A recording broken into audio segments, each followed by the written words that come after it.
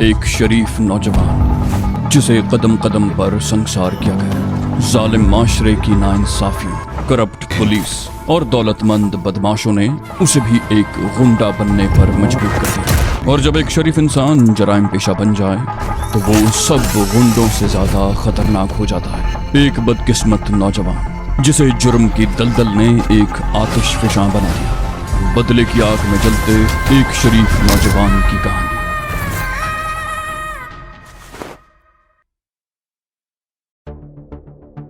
शाम 6 बजे के करीब मौलवी हमीद आ गया। उसके साथ उसका भांजा सलीम भी था।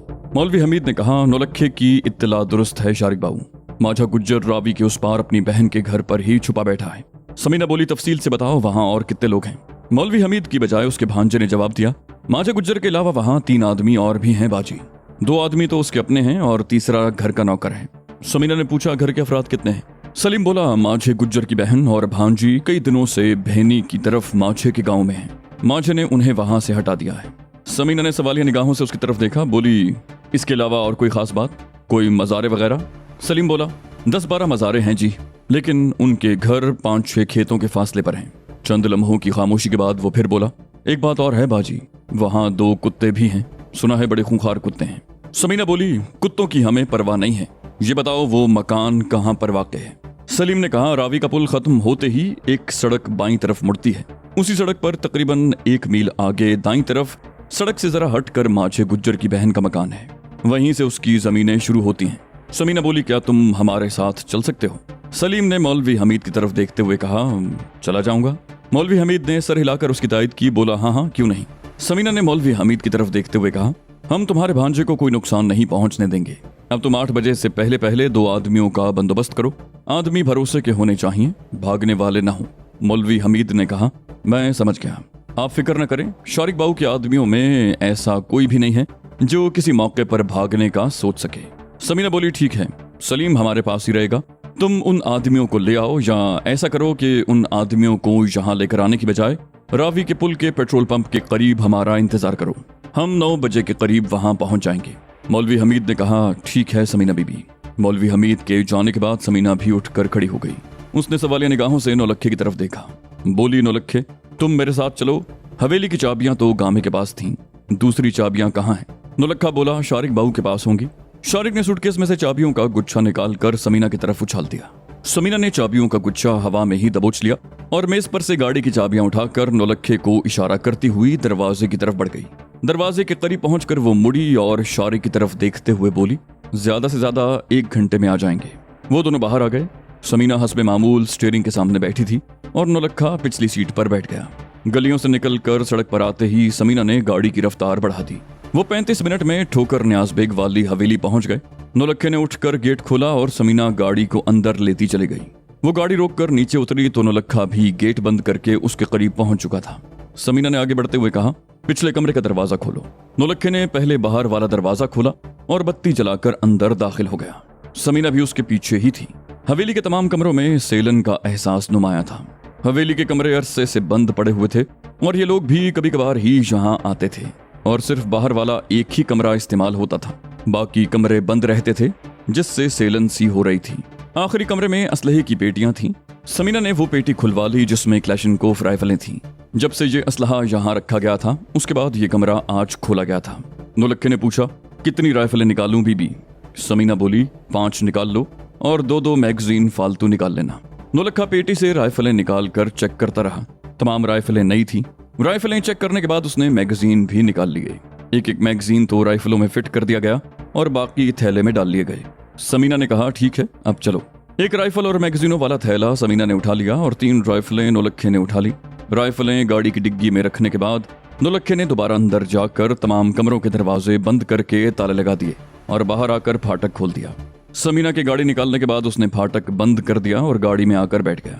7:30 बजे के लगभग वो कोठी वापस पहुंच चुके थे। समीना ने इशारे की तरफ देखते हुए कहा, हम लोग ठीक 8 बजे यहाँ से रवाना हो जाएंगे। खादिम से दूसरी गाड़ी की चाबियां ले लो, हम दोनों गाड़ियां लेकर जाएंगे। समीना ऊपर चली गई और शारिक उसकी तरफ देखता रह गया। वो महसूस कर रहा था कि चंद रोज से समीना बड़ी एक्टिव हो गई थी। हर वक्त डरी डरी और सहमी सहमी सी रहने वाली लड़की अब बहुत बेबाक और निडर हो गई थी। और गैर महसूस अंदाज में गिरोह के आदमियों पर कंट्रोल हासिल करती जा रही थी। 2 रोज पहले उसने हाजी अब्दुल्ला से जिस बेबाकी और दबंग लहजे में बात की थी, उस पर शारिक को भी बड़ी हैरत हुई थी। इन तमाम बातों को देखते हुए शारिक को यह अंदाजा लगाने में दुश्वारी पेश नहीं आई थी कि समीना ने अब पूरी तरह हालात से समझौता कर लिया था और आहिस्ता आहिस्ता खुलकर सामने आ रही थी। माजा गुज्जर को लाश का तोहफा भेजना इस बात का सबूत था कि उसके दिल से सारा खौफ दूर हो गया था और अखबारात भी अब उसी को अहमियत देने लगे थे। अखबारात ने उसे पुरस्कार हसीना और संगदिल हसीना जैसे खिताबात दिए थे और 2 दिन से उसके बारे में मुसलसल खबरें शाया हो रही थी और अब वो जो कुछ करने जा रही थी उसका भी शारिक को अंदाजा था। माजा गुज्जर के किसी ठिकाने पर हमला करना कोई मामूली बात नहीं थी, लेकिन समीना ने उसके बारे में जिस तरह मालूमात जमा की थी उससे अंदाजा लगाया जा सकता था कि वो इस किस्म की कार्रवाइयों की मंसूबाबंदी में भी अनाड़ी नहीं है। घर में खाना आमतौर पर 9:30 बजे खाया जाता था और अभी 8 भी नहीं बजे थे। समीना ने चाय बनवाई थी। चाय पीते हुए वो ऊपर अपने कमरे में आ गई। रजिया उसी कमरे में थी। रजिया अब मुस्तकिल तौर पर उसी के कमरे में रह रही थी और हस्बे मामूल पलंग पर किताबें बिखरी हुई थी।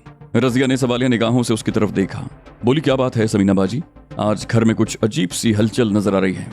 समीना बोली, कोई खास बात तो नहीं है। रजिया ने उसे घूरा।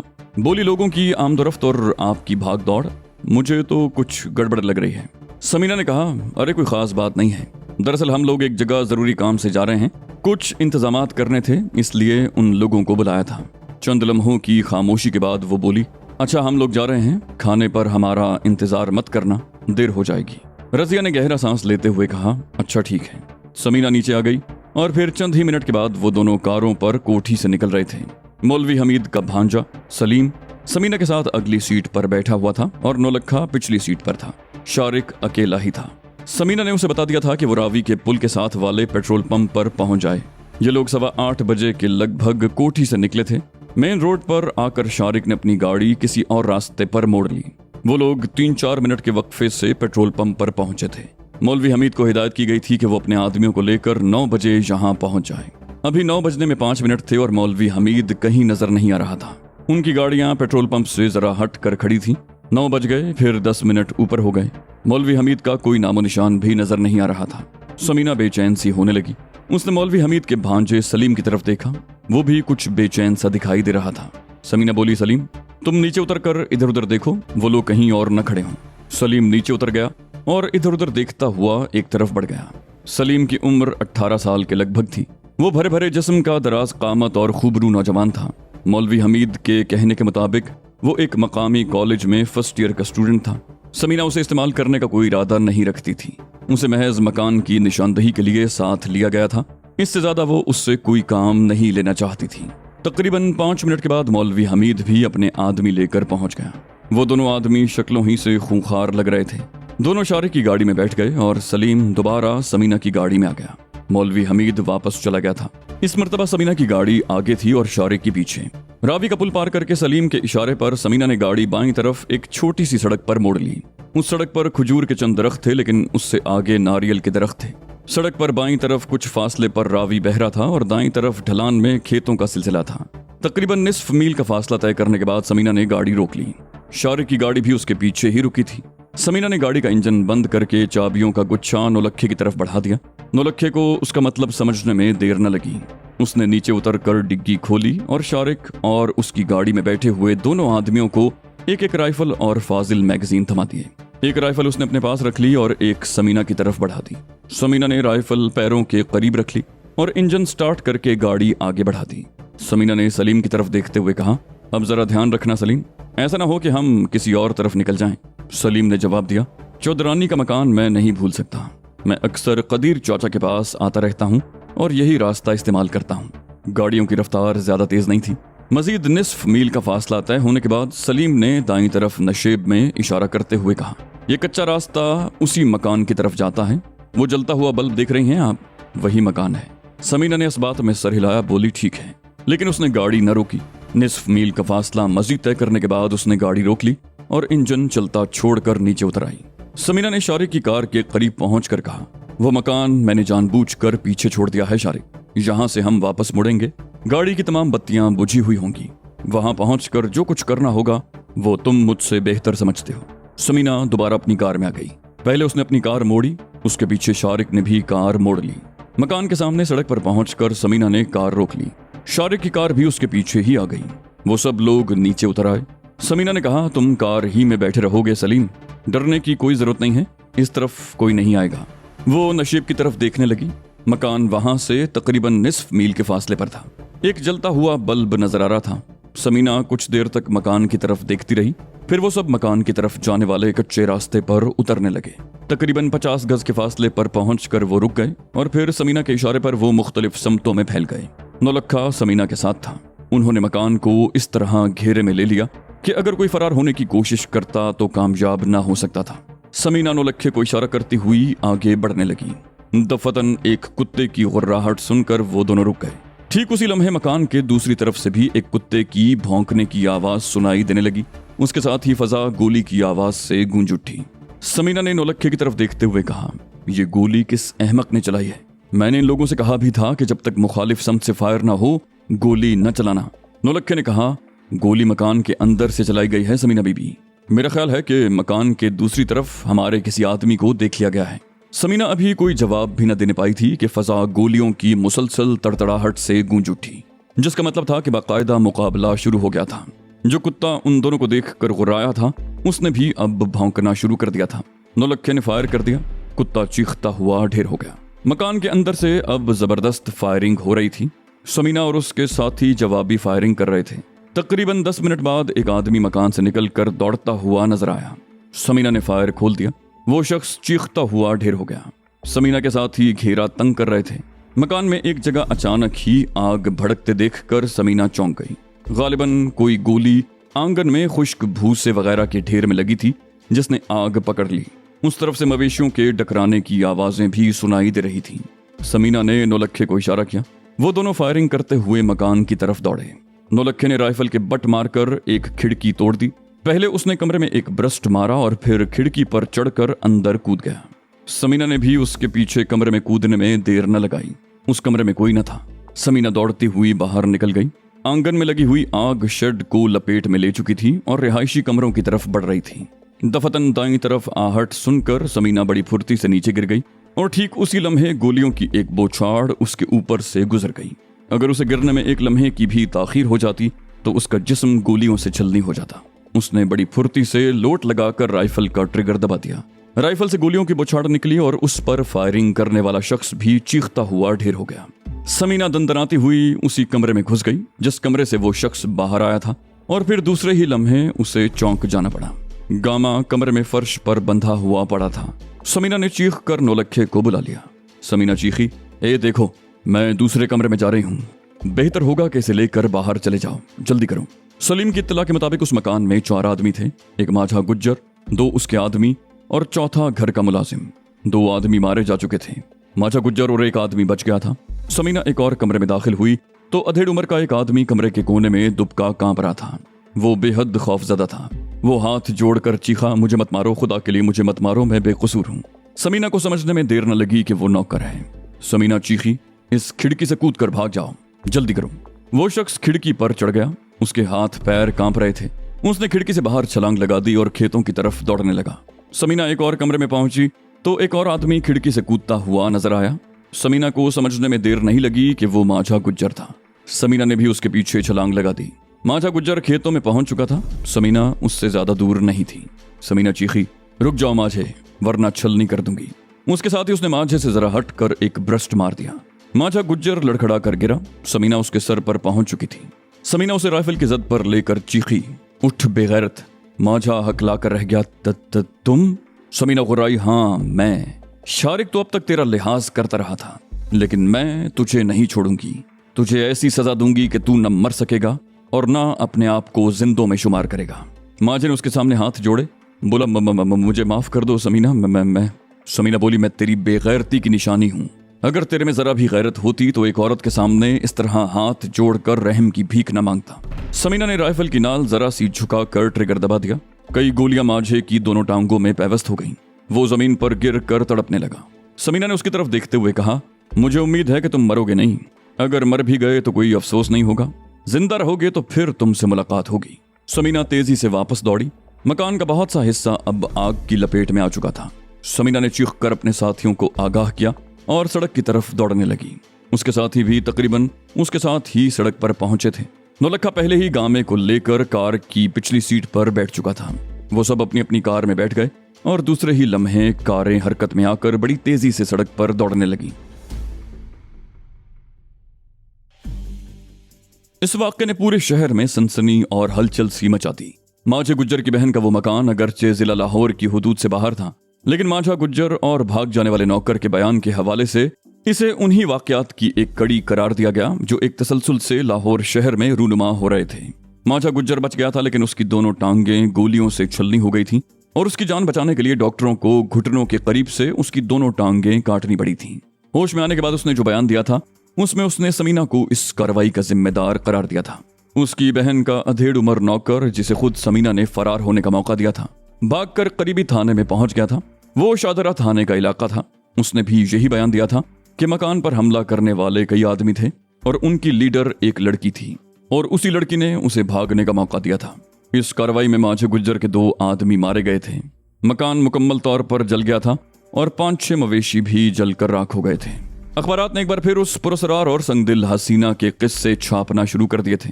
एक अखबार ने इस ख्याल का इजहार किया था कि समीना नामी ये हसीना खुद किसी की बेरहमी का शिकार हुई थी और अब अपना इंतकाम ले रही थी। लेकिन बाज लोगों के लिए ये बात भी हैरत अंगेज थी कि इंतकाम के लिए वो सिर्फ माझे गुज्जर और उसके गिरोह ही को निशाना क्यों बना रही थी। माझा गुज्जर अस्पताल में था और पुलिस की हिरासत में था। उसके खिलाफ लाहौर के कई थानों में संगीन नौयत के मुकदमात दर्ज थे। समीना सोच रही थी कि अगर पुलिस दयानतदारी से काम ले तो माझे को इन मुकदमात में इतनी सजा हो सकती थी कि एक और जन्म लेने के बाद भी वो रिहाई हासिल नहीं कर सकता था। लेकिन वो जानती थी कि ऐसे मामलात में पुलिस क्या करती है और उनका असल मकसद क्या होता है। अखबारात की इत्तला के मुताबिक पुलिस उस पुरस्कार और संगदिल हसीना की तलाश में पूरे लाहौर में छापे मारती फिर रही थी। दूसरे दिन के अखबार में यह सनसनीखेज खबर शाया हुई कि समीना की तलाश में पुलिस ने उसके बाप के घर पर छापा मारा था और उसके बाप और भाई को पूछगिछ के लिए हिरासत में ले लिया था। पुलिस किसी तरह यह मालूम करने में कामयाब हो गई थी कि ये पुरस्कार हसीना वही समीना है जो कत्ल के एक केस की तफ्तीश के सिलसिले में फैसलाबाद पुलिस को मतलूब है और तवील अरसे से रूपोश है। ये खबर पड़ते ही समीना कांप उठी। रगों में उसका खून खौलने लगा। उसके माँ बाप ने उसकी वजह से पहले कम जिल्लत उठाई थी कि अब पुलिस ने उसके बाप और भाई को हिरासत में ले लिया था। ये खबर पढ़ने के बाद समीना देर तक सनसनी किसी कैफियत में मुब्तला रही। फिर उठकर उस सोफे पर बैठ गई जिसके करीब साइड टेबल पर टेलीफोन रखा हुआ था। उस वक्त सुबह के 8 बजे थे। शारिक वगैरह सो रहे थे। रजिया यूनिवर्सिटी जाने की तैयारी कर रही थी। समीना नीचे वाले हॉल में थी। उसने चाय पीते हुए अखबार उठा लिया था और ये खबर पढ़कर वो बदहवास हो गई थी। उसने टेलीफोन का रिसीवर उठाया ही था कि रजिया को सीढ़ियों से उतरते देखकर उसने रिसीवर रख दिया। समीना ने उसकी तरफ देखते हुए पूछा, आज तुम जल्दी तैयार हो गई, क्या बात है? रजिया ने कहा, अपनी एक दोस्त को घर से लेना है। उसका घर हमारे रास्ते से जरा हट कर है, इसलिए मैं जल्दी निकलना चाहती हूँ। उसने शादा को आवाज देकर नाश्ता लगाने को कहा। समीना बोली, आज तो तुम अकेले ही नाश्ता करो, मैंने अभी अभी चाय पी है, इसलिए इस वक्त नाश्ते को बिल्कुल जी नहीं चाह रहा। रजिया बोली, कोई बात नहीं, आज अकेले ही सही। ये कहती हुई वो मेज पर बैठ गई। शादा ने उसके सामने नाश्ता लगा दिया और रजिया नाश्ता करने लगी। तकरीबन 15 मिनट के बाद जब वो अपनी किताबें उठाकर जाने लगी तो समीना ने कहा कि कार में पेट्रोल डलवा ले। रजिया के जाने के बाद समीना ने फिर फोन का रिसीवर उठा लिया और उस इलाके के पुलिस स्टेशन का नंबर डायल करने लगी जिस इलाके की पुलिस ने उसके बाप के घर पर छापा मारा था। लाइन मिलने में चंद सेकंड से ज्यादा नहीं लगे थे। समीना ने पूछा, हेलो, कौन बोल रहा है? दूसरी तरफ से पूछा गया, मैं थाना मुहर्रर अब्दुल खालिक बोल रहा हूँ। आप कौन है बीबी, किससे बात करनी है? समीना बोली, SHO से। मुहर्रर बोला, SHO साहब तो अभी तक नहीं आए, कोई पैगाम? समीना ने कहा, मेरी बात गौर से सुनो मिस्टर मुहर्रर, मेरा नाम समीना है, वही पुरस्कार और संगदिल हसीना जिसकी तुम लोगों को तलाश है। मुहर्रर ने कहा, 1 मिनट, SHO साहब आ गए हैं, आप उनसे बात करें। चंद सेकंड की खामोशी रही, फिर एक भारी आवाज सुनाई थी। SHO बोल रहा हूं, तुम कौन हो बीबी? समीना बोली, वही पुरस्कार और संगदिल हसीना जिसकी तुम्हें तलाश है। मेरी तलाश में तुम जगह जगह छापे मार कर शरीफ लोगों को परेशान कर रहे हो। कल मेरे वालिद और भाई को हिरासत में ले लिया। मेरी एक बात गौर से सुन लो ऑफिसर, मेरे घर वाले मेरे बारे में कुछ नहीं जानते। मैं अरसे से उनसे लाताल्लुक हूँ। मैंने तुम्हें इसलिए फोन किया है कि मेरे बाप और भाई को छोड़ दो। मैं तुम्हें सिर्फ 2 घंटे की मोहलत दे रही हूँ। अगर 2 घंटे के बाद मेरा बाप और भाई बाइज्जत तौर पर घर न पहुंचे तो तुम्हारा हशर माझे गुज्जर से भी बुरा होगा। ये महज धमकी नहीं है, मैं जो कुछ कहती हूँ उस पर अमल भी करती हूँ। तुम्हें अपनी खाल बचाने के लिए सिर्फ 2 घंटे की मोहलत दे रही हूँ, उसके बाद तुम्हें पछताने का भी मौका नहीं मिलेगा। समीना ने फोन बंद कर दिया। उसने दूसरी तरफ से एसएचओ की आवाज सुनने की भी जरूरत महसूस न की। उसने एसएचओ को धमकी तो दी थी, लेकिन उसे उम्मीद नहीं थी कि वो उसकी धमकी का कोई असर लेगा। 2 की बजाय 2.5 घंटे बाद उसने फिर फोन किया। इस मर्तबा भी कॉल पहले मुहर्रर ने रिसीव की। फिर एसएचओ की आवाज सुनाई दी। वो बोला, तुम्हारे बाप और भाई को हम उस वक्त तक नहीं छोड़ सकते जब तक तुम अपने आप को पुलिस के हवाले नहीं कर देती। समीना बोली, तो फिर ठीक है, अपने अंजाम के लिए तैयार हो जाओ। ये कहते ही उसने रिसीवर रख दिया। तभी उसे शारिक की आवाज सुनाई दी। क्या मामला है? किसको अंजाम की धमकियां दे रहे हो? समीना ने पीछे मुड़कर देखा। शारिक हॉल कमरे के दरवाजे पर खड़ा था। वो गालिबन अभी अभी सोकर उठा था। समीना बोली, पुलिस ने अब्बू और मेरे भाई नदीम को हिरासत में ले लिया है। इंस्पेक्टर से बात कर रही थी। वो अब्बू और नदीम को छोड़ने के लिए तैयार नहीं है। ये पुलिस वाले अपने आप को पता नहीं फिरौन क्यों समझते हैं, जिसको दिल चाहा पकड़ लिया।